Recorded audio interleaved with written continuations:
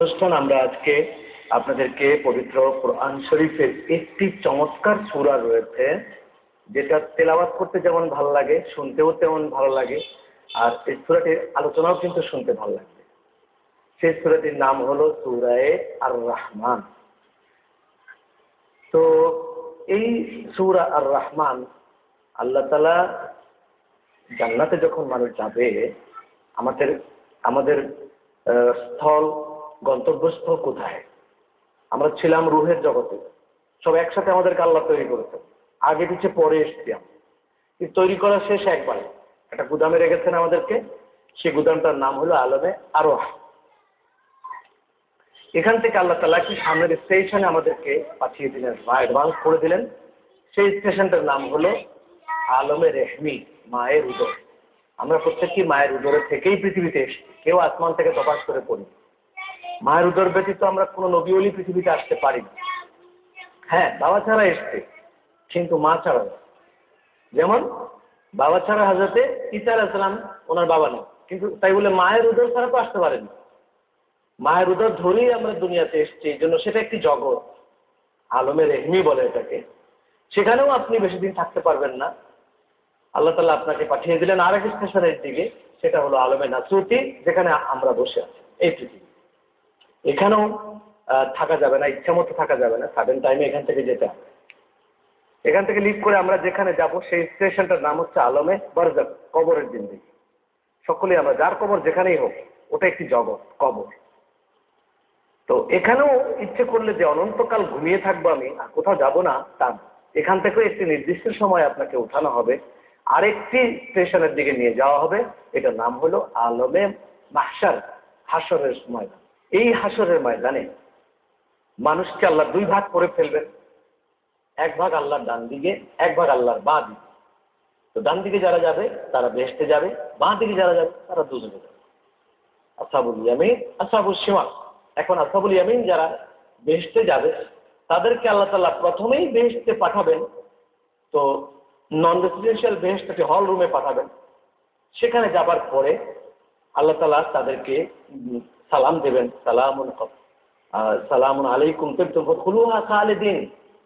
নূরের সিংহাসন আল্লাহ তাআলা গ্রহণ করবেন, সিংহাসন। এবং সেখানে আল্লাহ তাআলা সবাইকে বলবেন, তোমাদের প্রতি সালাম, তোমরা পবিত্র, পবিত্র জান্নাতে তোমরা চলে যাও, হুম ফিহা খালিদুন, সেখানে অনন্তকাল ধরে তোমরা থাকবে। আবার আল্লাহ জিজ্ঞেস করবেন, তোমাদের জন্য আয়োজন করা হয়েছে এই আয়োজন, জান্নাতের যা কিছু আয়োজন, আর কিছু তোমাদের লাগবে কি? যে লাগবে কি তোমাদের আর কিছু?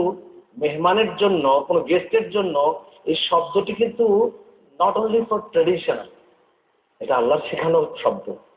মেহমানকে বাসায় আপনি আপ্যায়ন করে আবার যে বলেন আপনার আর কিছু লাগবে, এইটা বলার যে স্টাইল, এটা সুন্নত, আল্লাহ বলেছেন, বলতে হয়। মেহমানের কিছু লাগবে না, বলবে যে না আর কিছু লাগবে না, ওকে, কিন্তু একটু জিজ্ঞেস করতে হবে। আর সামনে দিয়েছি মানে যদ্দূর লাগে উনি খাক, খাক না খাক, না খেলে না খাক, সেটা হলো হোটেল টাইপের ব্যাপার। হোটেলে খেতে বসলে আপনার সামনে দিলে চলে খেলেন, না হলে না খেলেন। কিন্তু মেহমান টাইপ যদি হতে হয়, তাহলে মেহমান, মেজবান যিনি হবেন, বাড়িওয়ালা, তিনি একবার না একবার এসে তার গেস্টের কাছে জিজ্ঞেস করবেনই, আপনার আরো কিছু লাগবে, এটা দিব, ওটা দিব। এই অর্ধেক হলো তার মেহমানের ভুরি ভোজন, আর বাকি অর্ধেক তৃপ্তি হলো মেজবানের আপ্যায়ন। মেজবান তাকে যে প্রেজেন্টেশন করতেছেন জিনিসগুলো, বারবার বলছেন, একটু করে দিচ্ছেন, এটা হলো আমার নিমন্ত্রণের অর্ধেক। তো সেই জন্য আল্লাহ তাআলা নিমন্ত্রণ করবেন বেহেশতে, আমরা আল্লাহ তাআলার বিশেষ মেহমান হব, গেস্ট। সেই গেস্টদেরকে আল্লাহ তাআলা জিজ্ঞেস করবেন আর কিছু লাগবে। তখন সেখানে প্রশ্ন উঠবে যে আল্লাহ, আপনার কালাম, আপনার জবানে আমরা শুনি নাই। আমরা দুনিয়াতে ছিলাম, আপনার হাবিব তেলাওয়াত করেছেন, আমাদেরকে শিখিয়েছেন, আমরা শুনেছি, আমরা বলেছি, এই পর্যন্তই শেষ। আপনার কালাম, আপনার জবান দিয়ে শোনার যে একটা তৃপ্তি, আমরা সেটা পাই না। খোদা, আজকে তো আপনি এখানে আছেন, আপনি যদি আমাদেরকে আপনার কালাম তেলাওয়াত করে শুনিয়ে দিতেন, আমরা খুশি হতাম। আল্লাহ বলবেন অবশ্যই। তো তখন আল্লাহ তাআলা তার পবিত্র কোরআন শরীফের যে অংশটুকু আল্লাহ নিজে, তারই কালাম, তারই পবিত্র কোরআন তিনি তেলাওয়াত করবেন, যে অংশটুকু তেলাওয়াত করলে তার কাছে ভালো লাগবে, সেই অংশটুকু হচ্ছে সূরা আর রহমান। এই আর রহমান সেই অংশটুকু হচ্ছে এই আর রহমান। আর রহমান ও আল্লামাল কোরআন খালাকাল ইনসান আল্লামাহুল বায়ান। তো এখানে প্রায় 1636টি বর্ণ আছে এই সূরার মধ্যে। সূরাটি মাদানী এবং 3টি রুকু আছে, 73 থেকে 78টি আয়াত আছে। উসজুদু লির রহমান, এখানে কোরআন শরীফে কোনো এক সময় আল্লাহ তাআলা বলেছিলেন উসজুদু লির রহমান, রহমানের সিজদা করো তোমরা। যে তোমাদেরকে এই পৃথিবীতে দুই দিকে, এই পৃথিবীতে তোমাদেরকে শুধু পানিশমেন্ট দিয়ে পাঠানো হয়েছে তা নয়, পৃথিবীতে পাঠানোর প্রক্রিয়াই ছিল, তবে পাঠানোর একটা রাস্তা তো লাগবে। এত সুন্দর বেহেশতের মতো জায়গা থেকে বাবা আদম আর মা হাওয়াকে যদি এমনি বলা হতো এবার হয়েছে বেহেশত তোমাদের উপভোগ করা হয়েছে, আর লাগবে না, এখন তোমরা দুনিয়ার দিকে চলো, এমনি বললে তারা কষ্ট পেত এবং তারা অস্বীকারও করে ফেলতে পারত। সেই জন্য আল্লাহ তাআলা পৃথিবীতে আসার একটা ভিন্ন শব্দ দিয়ে পৃথিবীতে তাদেরকে পাঠিয়ে দিলেন, যাতে তাদের পৃথিবীতে আসতে কষ্ট না হয়, যে আমাদের ভুলের জন্য আমরা আসছি, কি করা যাবে। শুধু এই পর্যায়ে একটা বিরতিতে যাই, ফিরে আসছি আবার। তো হোটেল, বাংলাদেশি খাবার এবং পুণ্যময় জিয়ারতের যাবতীয় সুযোগ নিয়ে হজ করতে হলে এখনই যোগাযোগ করুন মেঘনা travel, 29 Toynbee circular road, Motijheel, Dhaka. Phone 96773489116165, mobile 01711536811। যে আয়াতের শানে নজুল, আল্লাহ তাআলার নেয়ামত দুভাগে বিভক্ত। একটা হচ্ছে এই পৃথিবীতে, এর আগে বলছিলাম সেদিন বাবা আদম মা হাওয়াকে এমনি করে পৃথিবীতে আসতে বললে হয়তোবা আসতো না, জোর করে আসতে বললে হয়তোবা কষ্ট পেতেন। সেই জন্য তাদেরকে কিভাবে পৃথিবীতে আনা যায় সেজন্য একটি প্রক্রিয়া তৈরি করে সেই প্রক্রিয়ায় বাবা আদম এবং মা হাওয়া তারা পৃথিবীতে এসছেন, নিজেদের কারণে এসছেন বলে দুঃখ নেই। কিন্তু এসে এই পৃথিবীতে একটি অধ্যায়, পরকাল আরেকটি অধ্যায়। সুন্দর সুশোভিত, সৌন্দর্য বলতে যা কিছু বোঝায় সব এই পৃথিবীতে যেমন আছে। সৌন্দর্য বলতে যা কিছু বোঝায় তা ভাবনা চিন্তার ঊর্ধ্বে ওই জগতে আছে। এই জগতে যা আছে সৌন্দর্য, আকাশে বলুন, তারার সৌন্দর্য বলুন, সবকিছুই, সূর্য বলুন, নীল আকাশ বলুন, হ্যাঁ, তারপরে আমরা আকাশের দিকে যদি তাকিয়েই থাকি, সারা জীবন শেষ করে দেই, সেখানকার সৌন্দর্যই চোখ দেখে শেষ করতে পারবে না, নিচের দিকে আর চোখ আনতে পারবো না। তো যা কিছু সবকিছুই কিন্তু আল্লাহ মানুষের জন্য তৈরি করেছে। চোখে যা আমরা দেখি, কানে যা শুনি, সব আমাদের জন্য তৈরি, অন্য কারোর জন্য তৈরি নয়। আল্লাহর জন্য আকাশের দরকার নেই, সূর্যেরও দরকার নেই, ফেরেশতারও দরকার নেই। এই আকাশ বাতাস, গাছপালা, চাঁদ, সূর্য, হাওয়া, বাতাস, অক্সিজেন, রে, আলো এবং এই সমুদ্রের পানি, নদীর পানি, খালবিলের পানি, টিউবওয়েলের পানি, কুয়ার পানি, গাছের ফল, পাতা, বাগান ইত্যাদি, ফুল, এই সব কিছু, ঘর বাড়ি, পাহাড় পর্বত, যা কিছু বলুন, কোনটা ফেরেশতার লাগে? একটাও লাগে, সব আমাদের। সেই জন্যই আল্লাহর নেয়ামত, লাইন শাকারতুম লাযিদান্নাকুম, যদি নেয়ামতের শুকরিয়া আদায় করো, আল্লাহ আপনি অনেক দিয়েছেন, অনেক দিয়েছেন, অনেক দিয়েছেন, লাযিদান্নাকুম, আমি বাড়াবো, বাড়িয়ে দেবো। কি বাড়াবো? ইহকাল বাড়াবো না পরকাল বাড়াবো, সেটা আমার ব্যাপার। ওয়ালা ইন কাফারতুম, অস্বীকার করলে ওয়ালা ইন কাফারতুম ইন্না আযাবি লাশাদীদ, তাহলে মনে রেখো পৃথিবীতেও যেরকম আমার শাস্তি তোমাকে ঘিরে ফেলবে, আখিরাতেও আমার শাস্তি তোমাকে ঘিরে ফেলবে। সেই জন্য আল্লাহ তাআলা দুই জগতে নেয়ামত দিয়েছেন। এই পৃথিবীর নেয়ামত যেটা আমরা গুণে শেষ করতে পারবো না, লা তুহসুহা ওয়া ইন তাউদ্দু নি'মাতাল্লাহি লা তুহসুহা।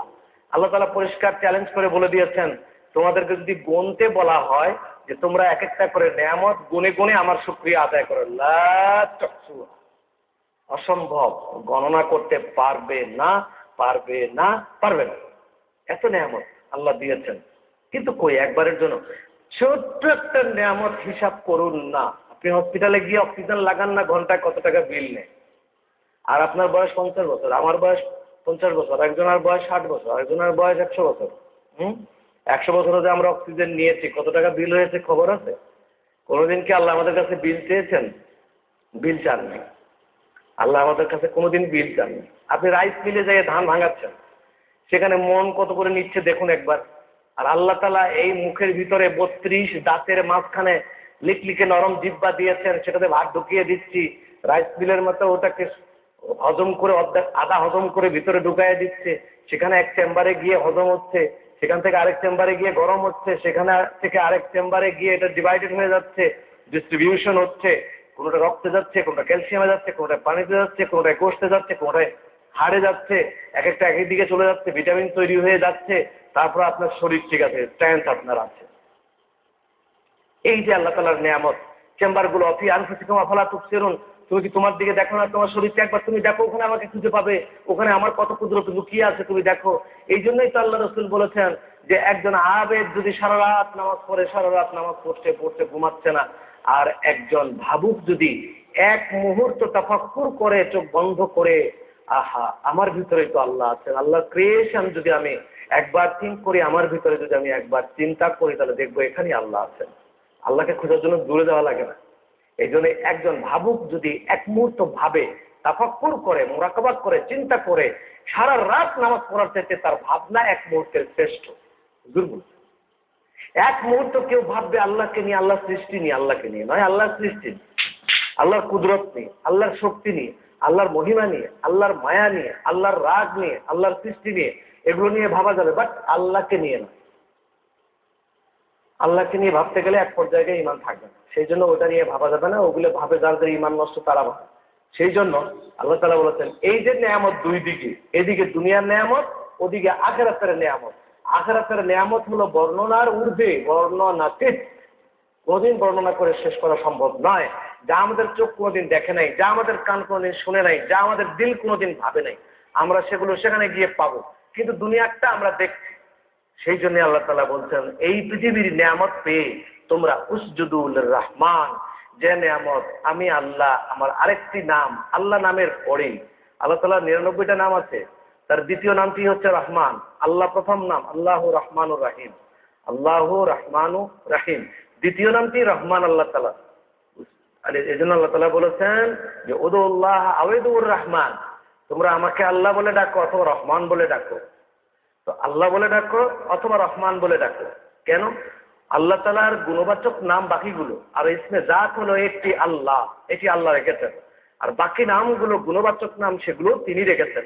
আর আমরাও সেগুলো যদি রিসার্চ করি তাহলে কি কি গুণ আমরা খুঁজে বের করতে পারবো। তাহলে আল্লাহ তাআলার যতগুলো গুণ আছে, সমস্ত গুণের মধ্যে শ্রেষ্ঠ গুণ, প্রথম গুণটি হচ্ছে রহমান, দয়ালু, দয়াবান। এই রহমান নামটিও তিনি রেখেছেন।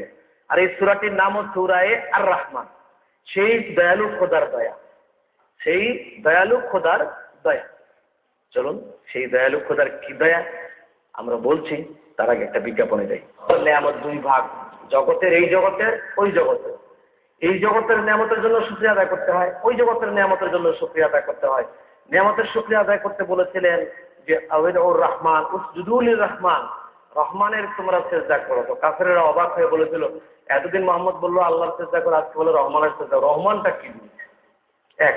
দুই নম্বর আরেকটি বিষয় এখানে রয়েছে, সেটা হলো এই যে হাদিস শরীফে হুজুর সাল্লাল্লাহু আলাইহি ওয়াসাল্লাম বলেছেন, মক্কাবাসীরা তারা যখন বলল মুহাম্মদ মুস্তাফা সাল্লাল্লাহু আলাইহি ওয়াসাল্লাম কে কোনো মানুষ হয়তোবা শিক্ষা দেয়, অর্থাৎ হুজুর সাল্লাল্লাহু আলাইহি ওয়াসাল্লাম যে অবাক হবার মতো কিছু কথা বললেন। অবাক হওয়ার মতো মানে কি? যে মানুষটি প্রাপ্তবয়স্ক নয়, যাকে শিশু বলা যায়, শিশু নবী, তিনি বলছেন আমি উপরে দেখলাম আরশ থেকে, তার উপরে খালি জায়গা, তার উপরে আরশ, আরশ থেকে উপরে সিদরাতুল মুনতাহা থেকে খালি জায়গা, তার উপরে আরশ, তার উপরে কুরসি, তার উপরে লৌহে মাহফুজ, এগুলো আমি সব দেখলাম। লৌহে মাহফুজের উপরে খাতা, বান্দার আমলনামা, তার উপরে কলম লিখছে, এই পর্যন্ত আমি দেখতে পাচ্ছি। রাসূলুল্লাহর নজর নিচের দিকে, আমার পায়ের তলায় গালিচা, সবুজ ঘাসের গালিচা, তার নিচে সাগর, সাগরের নিচে আগুনের সাগর দেখতে পাচ্ছি। এই কথাগুলো কি অবাক হওয়ার মতো নয়? আর তাই বলে তো 1500 বছর ধরে অ্যানালাইসিস চলছে, গবেষণা চলছে। আমরা গবেষণা করি, কদ্দুর কোরআন শরীফ পড়ি, চুমা খাই, জুজদান দিয়ে বেঁধে রেখে দিই, ময়লা পড়ে কোনো খবর নেই। আর এটাকে ভালো করে ইহুদি নাসারারা কোরআন শরীফকে সামনে রেখে রিসার্চ বলতে যেটা বোঝায়, তাদের জাগতিক ফায়দাও তারা নিচ্ছে।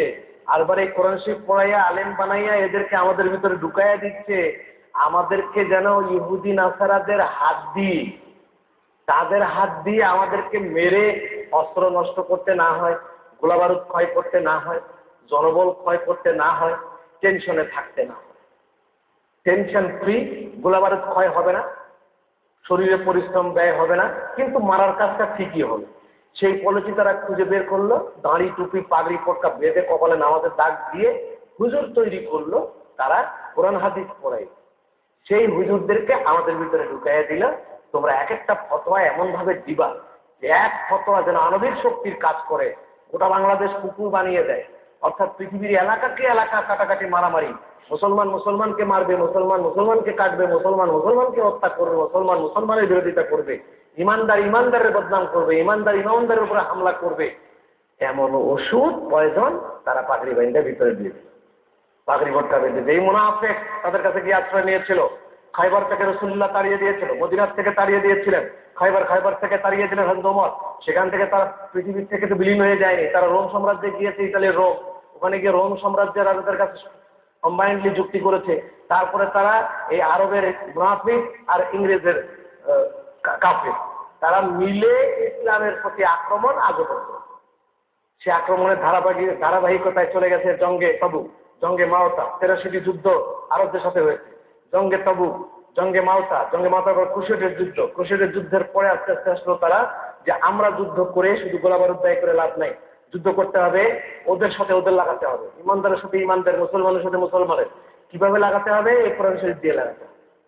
এই দেখো কোরআন শরীফ খুব ভালো করে পড়লো, লা তুশরিক বিল্লাহ ইন্না শিরকা লাযুলমুন আযীম, এইটার স্লোগান করলো, শিরক তোমরা করো কাকে দিয়ে? ভিকটিম বানাইলো মুহাম্মদ রাসূলুল্লাহ। মুহাম্মদকে শেষ করতে পারলে তো এমনি শেষ। শিরক বলনেওয়ালা কেউ থাকবে না, তো তাওহীদ বলনেওয়ালা কেউ থাকবে না, কলেমা বলনেওয়ালা কেউ থাকবে না, কোরআন বলনেওয়ালা কেউ থাকবে না। ওই একজনকে মানুষের কলিজার থেকে মাইনাস করতে পারলে সবই মাইনাস। সেই জন্য এই মাইনাস সিস্টেমে তারা চলে আসলো। কি করে? যে এই হুজুর বানাই দিল, এবং হুজুরের লেখাপড়া করে আবার আলেম হয়ে ঢুকে পড়লো আর ফতোয়া দেওয়া শুরু করলো, এবং তাদের ফতোয়ার প্রথম টার্গেটই হলো এই হুজুর সাল্লাল্লাহু আলাইহি ওয়াসাল্লাম। আপনারা ভালো করে খেয়াল করে দেখবেন, যত বেদাত আর শিরক সব হুজুরের ব্যাপার, সব রিলেটেড হুজুর।